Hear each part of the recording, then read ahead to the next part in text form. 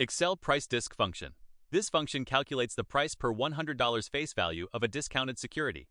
It is used for zero-coupon instruments like treasury bills that are sold below face value. The syntax is PRICEDISC with parameters, settlement, maturity, discount, redemption, and an optional basis. Dates should be entered using the date function for best results. There are 5 arguments: settlement, the date the security is traded to the buyer; maturity, the date when the security expires; discount, the security's discount rate; redemption, the redemption value per $100 face value; and basis, an optional day count basis type from 0 to 4.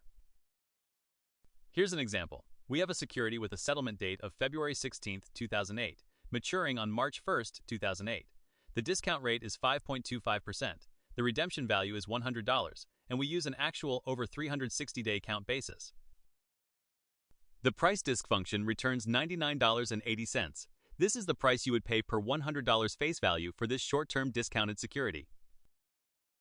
Watch out for common errors. A value error occurs when settlement or maturity is not a valid date. A num error occurs when the discount rate is 0 or negative, the redemption value is 0 or negative, or the settlement date is on or after maturity.